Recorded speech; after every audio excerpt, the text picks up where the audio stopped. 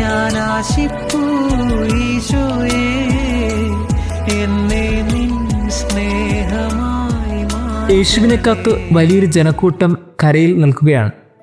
അവൻ അവരെ കണ്ടപ്പോൾ അനുകമ്പ തോന്നി. അതിന് കാരണം എന്താണെന്ന് കൂടി സുവിശേഷം പറയുന്നുണ്ട്. അവർ ഇടയനില്ലാത്ത ആടുകളെ പോലെയാണ്, അനാഥരായിട്ടാണ് നിൽക്കുന്നത്. അവരെ ഗൈഡ് ചെയ്യാനോ അവർക്ക് കാര്യങ്ങൾ പറഞ്ഞു കൊടുക്കാനൊന്നും ആരുമില്ല. അവരുടെ നിസ്സഹായ അവസ്ഥ കണ്ടപ്പോൾ ക്രിസ്തുവിന് ഒത്തിരി സങ്കടം തോന്നി. വചനം പറയുന്നത് അവൻ പല കാര്യങ്ങളും അവരോട് സംസാരിച്ചതാണ്. ഒരുപക്ഷെ അവരുടെ വിഷമങ്ങളിൽ ആശ്വാസവാക്ക് പറഞ്ഞിട്ടുണ്ടാകണം, അവരുടെ സങ്കടങ്ങളൊക്കെ കുറച്ചും കൂടി എങ്ങനെ ലഘൂകരിക്കണമെന്ന് പറഞ്ഞിട്ടുണ്ടാകണം, അവരുടെ ജീവിതത്തിൽ സന്തോഷം എങ്ങനെ കണ്ടെത്തണമെന്ന് പറഞ്ഞിട്ടുണ്ടാകണം, സമാധാനം കുടുംബങ്ങളിൽ എങ്ങനെ ഉണ്ടാകണമെന്ന് പറഞ്ഞിട്ടുണ്ടാകണം. അങ്ങനെ ഒത്തിരിയേറെ കാര്യങ്ങൾ അവൻ പറഞ്ഞിട്ടുണ്ടാകണം.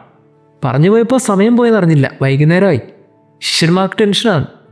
അവർ പറഞ്ഞു, കർത്താവെ ഇനി ഇവരെ കഴിക്കാൻ വേണ്ടിയൊക്കെ ഒന്ന് പറഞ്ഞയക്ക്. അപ്പോൾ കർത്താവ് പറഞ്ഞു, അത് ശരിയാവില്ല, നിങ്ങളിനെ അവർക്ക് കൊടുക്കണം. ഇത് ശിഷ്യന്മാർക്ക് നല്ല കലിയുണ്ടാക്കുന്നൊരു കാര്യമാണ്. കാര്യം ഇത്രയും പേർക്ക് ഭക്ഷണം കൊടുക്കുന്നതൊന്നും ഒരിക്കലും ലോജിക്കലി നടക്കാത്ത കാര്യമാണ്. ഇവിടെ സ്വന്തം കാര്യം നോക്കാനും സമയമില്ല. ഈ 12 പേരും ഇനി ക്രിസ്തുവിന് കൂടെ ഭക്ഷണം ഇവർ കണ്ടെത്തണം. ഇതിനിടയിൽ ഈ ജനക്കൂട്ടത്തിന് മുഴുവനും കൊടുക്കുന്ന കാര്യം നടക്കുന്ന കാര്യമല്ല. പക്ഷേ നമ്മൾ പിന്നീട് സുവിശേഷം വായിക്കുന്നത് അവരിൽ എന്തുണ്ടെന്നൊക്കെ കണ്ടെത്തി അത് വാങ്ങിച്ച് അവൻ സ്വർഗത്തിലേക്ക് കണ്ണുകൾ ഉയർത്തി കൃതജ്ഞതാ സ്തോത്രം ചെയ്ത് പ്രാർത്ഥിച്ച് അവർക്ക് തന്നെ വിളമ്പി. ഇതാണ് നമ്മൾ സുവിശേഷത്തിൽ വായിക്കുന്നൊരു വാക്യം. സ്വർഗത്തിലേക്ക് കണ്ണുകൾ ഉയർത്തി കൃതജ്ഞതാ സ്തോത്രം ചെയ്ത് പ്രാർത്ഥിച്ചു, എന്നിട്ട് ശിഷ്യന്മാർക്ക് വിളമ്പാൻ ഏൽപ്പിച്ചു. വളരെ കൃത്യമായി ഇവിടെ നടക്കുന്ന ചില കാര്യങ്ങളുണ്ട്. 1, അവന് തോന്നിയൊരു അനുകമ്പ. 2, അവൻ പഠിപ്പിച്ച കുറേ കാര്യങ്ങൾ. 3, അവർക്കവൻ സ്നേഹപൂർവ്വം കൃതജ്ഞതാ സ്തോത്രം ചെയ്ത് ഏൽപ്പിച്ചൊരു ഭക്ഷണം. ഈ 3 കാര്യങ്ങളും ഇന്ന് സംഭവിക്കുന്നത് പരിശുദ്ധമായ ദിവ്യബലിയിലാണ്. ദിവ്യബലിയിൽ അണയുന്ന ഓരോരുത്തർക്കും ഉണ്ടാകേണ്ട ഒരു മനോഭാവം അനുകമ്പയാണ്. അത് ജീവിതത്തിൽ വന്നുപോയ നിസ്സഹായ അവസ്ഥയുടെയും സങ്കടത്തിൻ്റെയും കൂടെയുള്ളവരെ ഓർത്തൊക്കെയുള്ള ഒരു അനുകമ്പ. ഇതുമായിട്ടാണ് ഓരോരുത്തരും ദേവാലയ കവാടങ്ങളിലേക്ക് പ്രവേശിക്കേണ്ടത്. ചിലപ്പോൾ നമ്മുടെ മാത്രമല്ല, മറ്റുള്ളവരുടെയും സങ്കടങ്ങളും വേദനകളൊക്കെ ഇങ്ങനെ ഉള്ളിൽ സൂക്ഷിച്ചുകൊണ്ട് കൂപ്പിയ കരങ്ങളുമായി ഓരോരുത്തരും അനുകമ്പയോടെ ഇടയനില്ലാത്ത ആടുകളെപ്പോലെ അൾത്താരുടെ മുമ്പിൽ ഒരു ദിവ്യബലിക്കായി അണഞ്ഞു നിൽക്കുന്നു. അവിടെ വെച്ചാണ് പുരോഹിതൻ്റെ വചനവിചിന്തനം, പുരോഹിതൻ്റെ വചനപ്രഘോഷണം. ക്രിസ്തു പല കാര്യങ്ങളെയും കുറിച്ച് പറഞ്ഞ പോലെ പുരോഹിതൻ പല കാര്യങ്ങളും പറയുന്നു. ആ കേൾക്കുന്ന കാര്യങ്ങളൊക്കെ ജീവിതവുമായി ബന്ധപ്പെട്ട കാര്യങ്ങളാണ്. അതിനുശേഷം അവൻ അപ്പമെടുത്ത് കൃതജ്ഞതാ സ്തോത്രം ചെയ്ത് സ്വർഗത്തിലേക്ക് കണ്ണുകളുയർത്തി പ്രാർത്ഥിച്ച് ജനങ്ങൾക്ക് തന്നെ വിളമ്പുന്നു. പ്രിയമുള്ളവരെ, ഈ 3 കാര്യങ്ങളും ഇന്ന് ഓരോ നിമിഷവും പരിശുദ്ധമായ ദിവ്യബലി നടക്കുന്നുണ്ട്. ഇത് നമ്മൾ ശ്രദ്ധിക്കേണ്ട ഒരു കാര്യം അപ്പത്തിന് ഉണ്ടാകുന്നൊരു മാറ്റമാണ്. ക്രിസ്തു ഈ 3 പ്രോസസ്സിലൂടെ കടന്നുപോയി സ്വർഗത്തിലേക്ക് കണ്ണുകളുയർത്തി കൃതജ്ഞതാ സ്തോത്രം ചെയ്ത് പ്രാർത്ഥിച്ചപ്പോൾ അപ്പത്തിന് മാറ്റം സംഭവിച്ചു. അപ്പം പരിശുദ്ധ കുർബാനയായി മാറി. അത് എല്ലാവർക്കും വിശപ്പ് മാറ്റുന്ന ഒന്നായി മാറി. ഇതുതന്നെയാണ് അന്ത്യത്താഴത്തിൽ സംഭവിച്ചത്. പരിശുദ്ധമായ ദിവ്യബലിയിൽ ഓരോ പ്രാവശ്യവും പുരോഹിതൻ അപ്പം കരങ്ങളിലെടുത്ത് പറയുന്നത് ഇങ്ങനെയാണ്: അവിടെ നിന്ന് ഒറ്റിക്കൊടുക്കപ്പെട്ട് സ്വമനസ്സാലെ പീഡകൾ സഹിച്ചപ്പോൾ അപ്പം എടുത്ത് കൃതജ്ഞത പ്രകാശിപ്പിച്ച് മുറിച്ച് തൻ്റെ ശിഷ്യന്മാർ കൊടുത്തുകൊണ്ട് അരുൾ ചെയ്തു, എല്ലാവരും ഇതിൽ നിന്ന് വാങ്ങി ഭക്ഷിക്കുവിൻ, എന്തെന്നാൽ ഇത് നിങ്ങൾക്ക് വേണ്ടി അർപ്പിക്കാനിരിക്കുന്ന എൻ്റെ ശരീരമാകുന്നു. അന്ത്യത്താഴത്തിന് സംഭവിച്ച അതേ വാക്കുകൾ, അതേ കാര്യം തന്നെയാണ് ഇന്ന് ഓരോ ദിവ്യബലിയിലും സംഭവിക്കുന്നത്. പ്രിയമുള്ളവരെ, അപ്പത്തിനൊക്കെ മാറ്റം സംഭവിക്കും.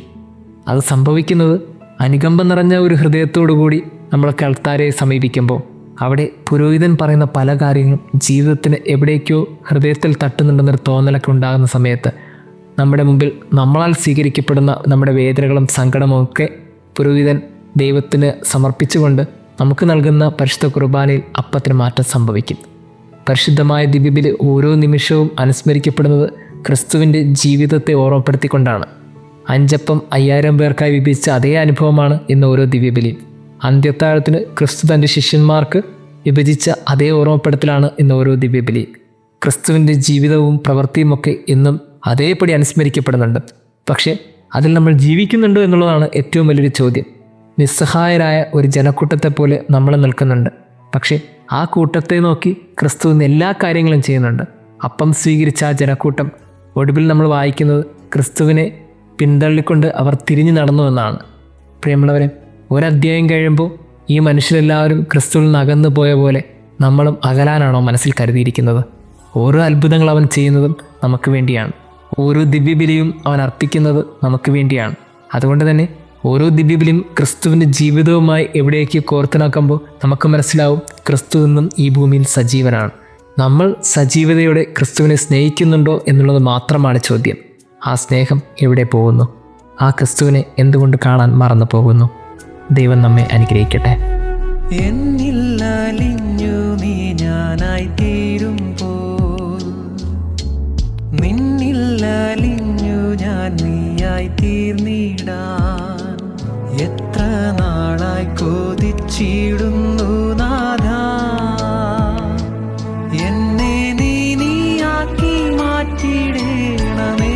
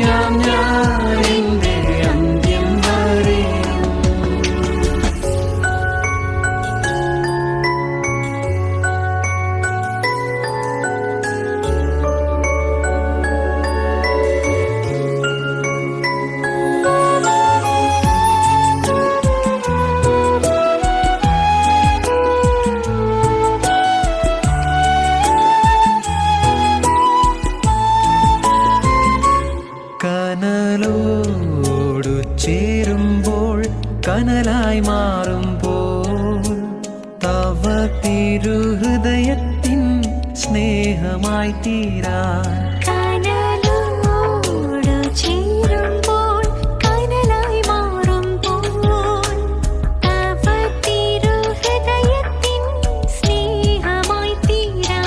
നാളെത്രയായി ഞാൻ ആശിപ്പൂ ഈശോയേ, എന്നെ നിൻ സ്നേഹമായി മാറ്റണേ.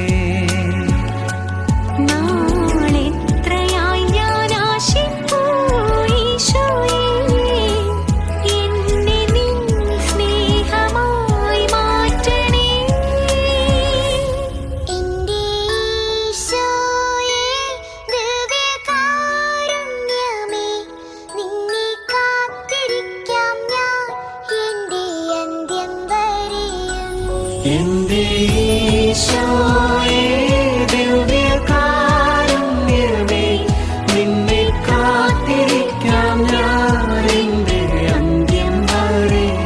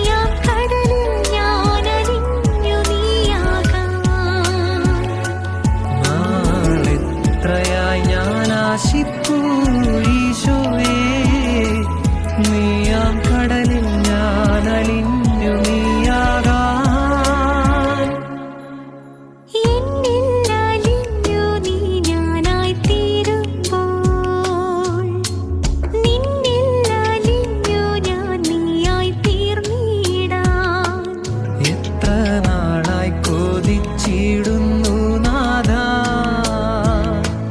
എന്നെ നീയാക്കി മാറ്റിയിടണമേ.